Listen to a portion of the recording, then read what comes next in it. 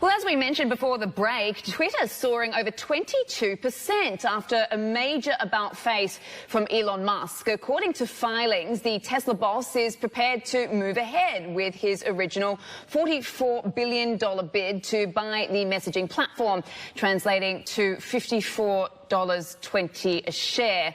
The reversal comes after Musk walked away from the deal over questions about the number of bot accounts on the site. And it comes a high-stakes court face-off on October the 17th. Doing a deal would end the lawsuit by Twitter that would have forced Musk to pay for ditching that deal. We're going to talk about this a little more now with Joshua White, Assistant Professor of Finance at Vanderbilt University, joining us from Nashville this evening, your time. Hi there, Joshua.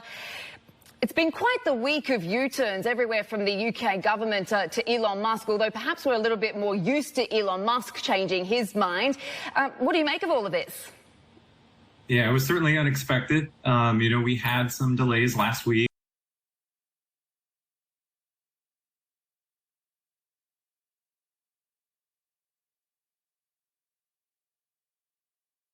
And some people were speculating that, the delayed deposition of Elon Musk and some of the information that came out, both on the bots, as you mentioned, and some text messages that we became privy to under discovery, that maybe they were trying to negotiate a deal, but this was all speculation. I think the markets were highly surprised today by the news that Musk claims he intends to go through with the deal, and you could see that in both the trading halt and the stock price response. So it's looking more and more like this deal will actually happen, and maybe happen sooner than we thought it would. Okay, and you've done a bit of a back-of-the-envelope math on the deal probability. What are the chances here? Yeah, so if you look at the share price today, and I'm using it as a comp, Snap Incorporated. Snap traded pretty close to Twitter's stock price before the deal announced back in April.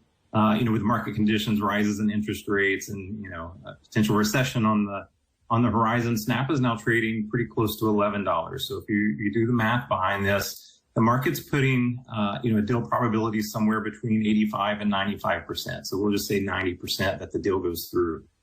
We were actually pretty lucky. Twitter's stock was, halted today and then reopened just a little bit before close. So we were able to get the market's assessment of whether or not the deal would go through. And so by trading at $52, the market is telling us we think the deal will go through with about 90% chance, but there's still that 10% uncertainty that Elon Musk will do another U-turn between now and the finish line. Yeah, I want to pick up on that, because where does that leave Twitter now in terms of litigation in the event that perhaps Elon Musk does change his mind? But then looking forward, where does it leave Twitter? What will it actually look like? Could we see Donald Trump coming back?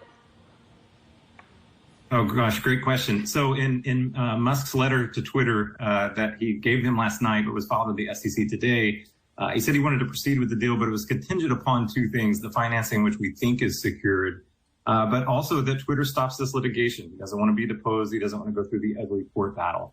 Twitter is probably working with their legal team and also the Delaware court to make sure they preserve all of their legal options, because if Musk changes his mind again or something else happens or some new information becomes available, you might expect him to change again. Now, ex post, I do think the deal will go through, and it could go through pretty quickly, as soon as later this week or sometime this month.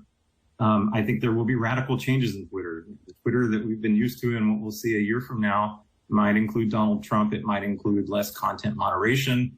Certainly, Musk is going to want to earn some sort of return on all of this capital that he is putting into the company. And so we can expect some, radical changes that we've come accustomed to him with, things we've seen with Tesla and SpaceX.